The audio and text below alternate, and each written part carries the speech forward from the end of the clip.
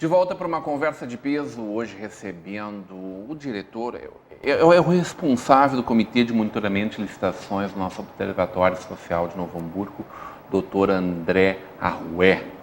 E eu provocava ele, antes da gente ir para o intervalo, nessa cruzada pelo compliance, uma cruzada pela disseminação das boas práticas e, sobretudo, da cultura da integridade, né, doutor? Como é que é dar de cara com aquela imagem bizarra de dezena de malas estourando de tanto dinheiro dentro de um apartamento do nosso ex-ministro, um cara que também já tinha muito dinheiro desde sempre, né? Fez carreira política, né? Fez carreira política. Dois sentimentos. Primeiro, obviamente, como qualquer brasileiro, qualquer cidadão de bem, é um sentimento de revolta. Dá vontade de afofar, André? Dá vontade da cadeia mesmo. Eu às vezes, eu sou uma pessoa do bem, assim, mas às vezes dá vontade de dar uma afofada. Embora ele já não tenha mais, mas dá vontade de acabar com o foro privilegiado, né? Bom. O grande problema do nosso é que nós temos só 11 ministros, e não é uma crítica a eles, é o sistema que levou a isso, 11 ministros a julgar processos constitucionais e agora virou um tribunal penal, um tribunal criminal. É humanamente impossível que os processos andem como nós queremos. Mas é o primeiro sentimento de revolta. Tá? E o segundo sentimento não me surpreendeu, não fiquei surpreso. O volume assusta. Eu já sabia. Isso mais cedo ou mais tarde teria que aparecer. Esse dinheiro todo que se desvia e que se paga de propina não poderia estar só em bancos, né? Em algum lugar estaria.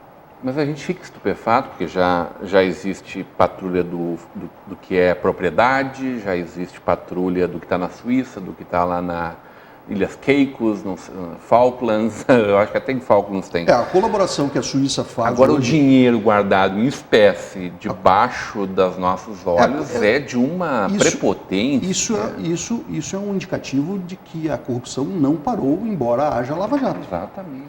Porque a Suíça colaborou com o nosso Ministério Público Federal, né, e o Eduardo Cunha só está preso porque a Suíça colaborou. Liechtenstein também. Essa colaboração internacional ela está existindo. No momento que ela está existindo, ela está começando a trazer grandes problemas para quem tinha dinheiro no exterior. E aí o que nós vamos fazer? Vamos abrir um apartamento, alugar um apartamento, ou pegar um apartamento emprestado e vamos depositar, fazer um caixa forte, caixa de chupatinhos aí. Sinal de que a corrupção não parou. Esse dinheiro não é de 10 anos atrás, não é de 5 anos atrás, ele é recente, não tenho dúvida disso. O cara amealhou isso nos últimos 2, 3 anos, imagina quando foi a vida inteira. E não é só dele, né? Não é só dele. Esse dinheiro Tu acha que é da turma? É da turma. Pois é da turma. Infelizmente. Essa turma hoje, doutor, manda no nosso país. Eu tenho muita vontade de ver o nosso Observatório Social nos trazendo bons frutos. A gente já existem decisões do Poder Público Municipal que dão sinais de que, já existe uma relevância, uma consideração em torno dos apontamentos que são realizados por vocês. Estamos fechando agora mais um relatório quadrimestral, né? Foi apresentado para quem quiser participar. Ele é feito, como a gente já falou, por voluntários, são 40 e quase 50 voluntários. O grupo do comitê tem entre 8 e 9 pessoas que estão ali semanalmente acompanhando, né, desde o que o governo lança lá de edital, desde contratos, desde tomada de preços, né, para ver como é que a gente está diante aquela conta que a gente faz antes de olhar um carro, de olhar um colchão, de olhar comprar alguma coisa para casa de mantimentos, né, que a gente vai. Nenhum de nós entra torrando qualquer coisa, de nós aqui mortais, né? Torrando qualquer coisa em qualquer lugar. E às vezes no poder público, funcionário de carreira talvez não tenha tanto zelo, que PST também, excelentes quadros que tenham muito zelo com a coisa pública. Que benefícios a gente está tendo, que primeiros frutos são esses que o Observatório começa a colher, né? Que trabalho é esse capitaneado aí pelo nosso presidente, ainda presidente da CI, né, já eleito o novo presidente, o Marcelo Clark Alves, que também responde pelo nosso Observatório Social? Bom, eu vejo como mais relevante nesse primeiro ano de observatório é que pessoas comuns, não só nós, estudantes de matérias de direito público, mas pessoas comuns, pessoas do povo vieram, né, trabalhar. Bateram na porta, sério. Vieram voluntariamente. O que eu posso fazer assim, aqui? O que eu posso fazer para ajudar? Isso é o mais relevante. Isso é o que mais... Está aberto para quem está nos assistindo agora. Para quem Bate está nos lá na assistindo, porta, tem coisa para todo mundo fazer. Procurem a Thaís na ACI, ela é a nossa secretária executiva do Observatório. O Observatório está aberto para qualquer pessoa do povo, desde que não tenha filiação partidária. É um trabalho voluntário de controle da gestão pública. Então, assim, a coisa que mais me deixou feliz é saber que pessoas nos procuraram voluntariamente com o intento. Mas é um trabalho árduo. Por quê? Porque é um trabalho voluntário, as pessoas têm seus compromissos profissionais e todo dia sai no jornal um edital de uma convocação, de um processo licitatório aberto. E aí nos leva à análise, e aí acompanhamento, etc. Mas não só dos processos que se iniciam nessa nova gestão, mas dos processos que já existem. E aí nós temos que buscar a campo, fazer uma série de atividades para se fazer o controle efetivo da gestão pública num todo, e não só focar poder executivo ou só poder legislativo. O observatório ele tem crescido, as pessoas têm entendido, as pessoas têm construído novas ideias, nós estamos buscando parceiros sempre, através de ferramentas hoje, ferramentas de aplicativos que possam nos dar uma agilidade também.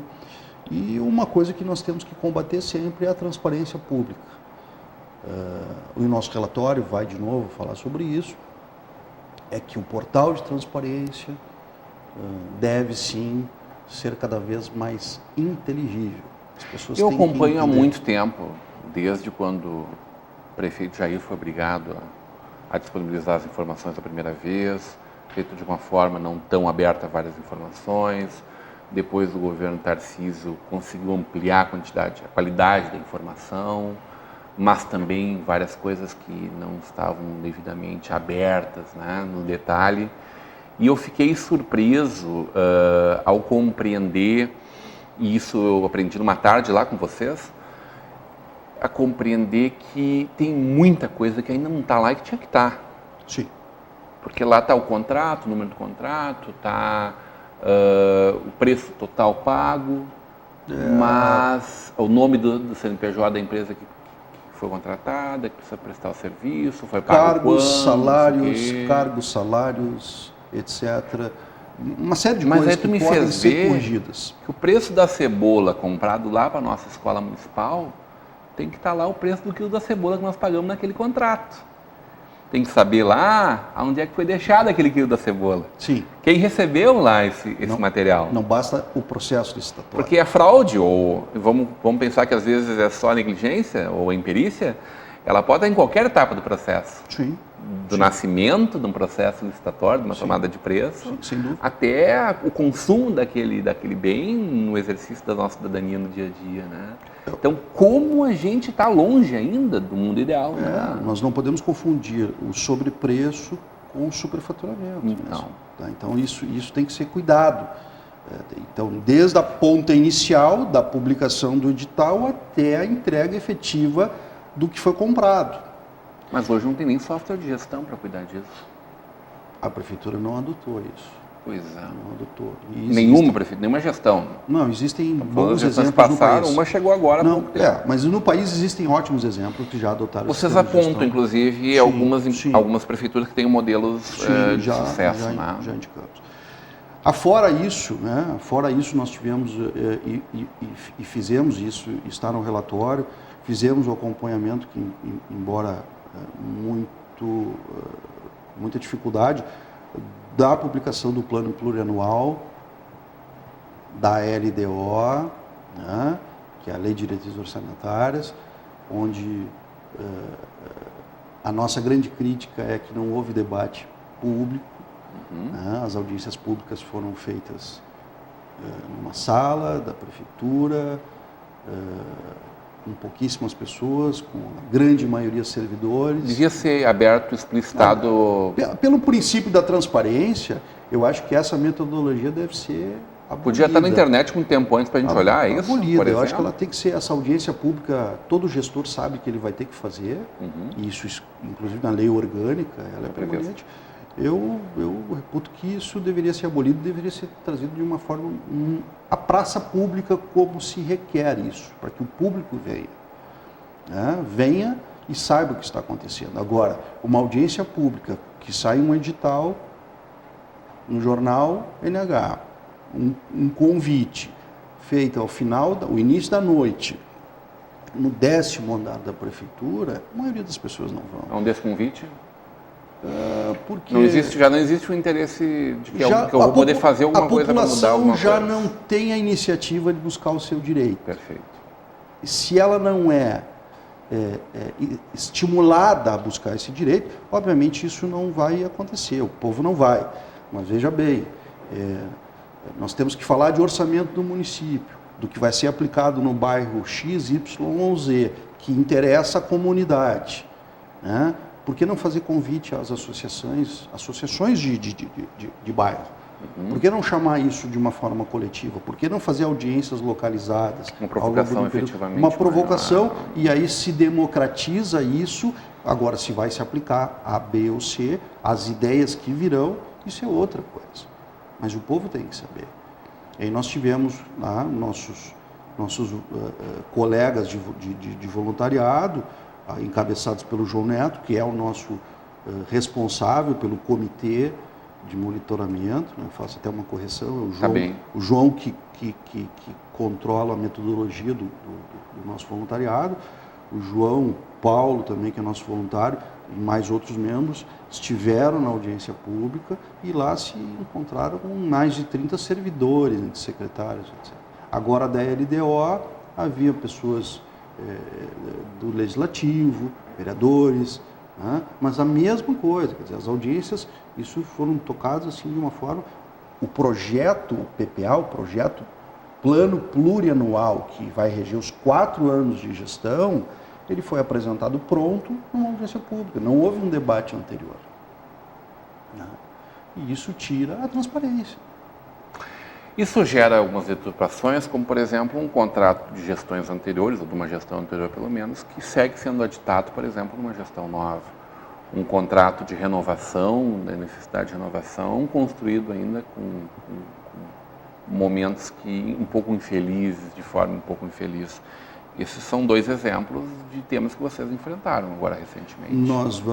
São apontamentos. Sim, nós vamos fazer apontamentos e vamos fazer questionamentos. Evidentemente que não existe nenhum poder em cima disso. Não há poder de polícia, nem né? indicação de culpados. Exatamente. Mas nós queremos construir olha ideias, melhor para esse negócio aqui. Construir ideias. Né? Iniciando os porquês disso, e a partir dali, democraticamente, se debater uma possibilidade de se abrir. Porque uma das funções do observatório não é criticar e não é apontar culpados, mas uma das funções principais dos observatórios nacionais é justamente atrair o empresariado, atrair a concorrência. Porque quanto mais concorrência, quanto mais concorrência eu tenho, né, de pessoas jurídicas ou pessoas físicas querendo trabalhar para ente público, melhor preço eu tenho. E um dos princípios da gestão pública é justamente comprar ou ter serviços de melhor preço, de melhor qualidade, mas de melhor preço. Perfeito. Visando a economia, sempre. E se eu tenho pouquíssimos concorrentes... E a fiscalização, no caso, esses apontamentos... Se eu tenho pouquíssimos concorrentes, é óbvio que o preço... Não, e não é só o preço, daí tu acompanha também a qualidade do Exatamente. Serviço, né? Então, a nossa ideia é analisar esse contexto desses contratos e fazer questionar pontualmente algumas situações e aí sugerir modificações. Um tema que não se esgota, mas que a gente precisa muito evoluir na discussão. Sobretudo no desenvolvimento dessa cultura da integridade que chamou e que parece que em algum momento da nossa história se perdeu. não vou nem perguntar se tu é um otimista, porque senão tu não estava aí de cabeça baixa no meio dessa turma. Sem dúvida. O que dá para a gente imaginar para um futuro próximo aí, André? A parte do teu otimismo. Eu acho que se nós alcançarmos como alguns municípios já alcançaram através do trabalho dos voluntários, dos observatórios, indicando necessárias reformulações em processos de compra ou de aquisição de bens, onde já conseguiram economizar muito fortemente, quer dizer, isso atrai um resultado, a população começa a enxergar o observatório como uma ferramenta útil e necessária para a continuidade. Então, esses organismos não governamentais, eles são extremamente importantes. Nós temos que relevar e fomentar cada vez mais que a população não só utilize o voto, mas utilize a fiscalização daquilo que é colocado na sua rua, no seu bairro, na sua escola, na sua creche. Isso é uma forma de cidadania. Eu acho que a cidadania tem que ser resgatada. Eu acho que nós passamos um período meio obscuro, onde só um Deus aí falava e parece que os problemas dos pobres estavam resolvidos, e não estão, né? Então, acho que nós temos que evoluir nisso, e acho que para o futuro nós temos chance muito grande de entregar um Brasil condizente para os nossos filhos. Muito bem, doutor. Parabéns pelo trabalho que vocês realizam, o presidente Marcelo, tu acabaste de falar do doutor João, que a gente, da turma de voluntários, né, da equipe como um todo, acho que a gente vai ser muito feliz com o trabalho que vocês realizam. Adorei conversar contigo, seja sempre muito bem-vindo na nossa Vale TV. Eu agradeço e fiquei muito contente por ter esse espaço aí e passar essas ideias a vocês. Hoje numa conversa de peso com o advogado, o responsável não, ele acabou de me corrigir aqui, né? Membro do Comitê de Monitoramento de Licitações, o Dr. André Luiz Guiz Arrué. Continue agora com a programação da nossa Vale TV, da nossa rede comunidade de televisão.